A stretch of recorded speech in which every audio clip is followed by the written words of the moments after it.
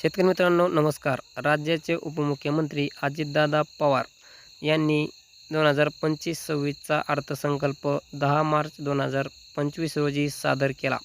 या अर्थसंकल्पाकडून शेतकऱ्यांना खूप काही अपेक्षा होत्या. मात्र शेतकऱ्यांसाठी कोणतीही विशेष घोषणा करण्यात आलेली नाही. अर्थसंकल्पात विशेष घोषणा न झाल्याने शेतकरी नाराजी व्यक्त करत आहेत.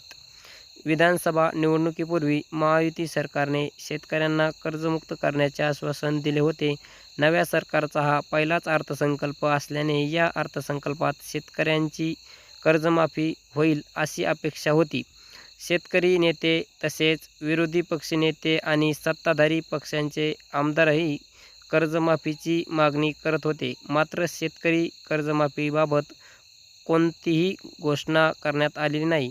शेतकऱ्यांना कर्जमाफीची गरज असून सरकारने लवकरात लवकर कर्जमाफीचा निर्णय घेण्याची मागणी होत आहे. मात्र 2025च्या अर्थसंकल्पात याबाबत कोणताही निर्णय घेण्यात आलेला नाही. शेतकऱ्यांसाठी सर्वात महत्त्वाचा मुद्दा म्हणजे कर्जमाफीचा आहे.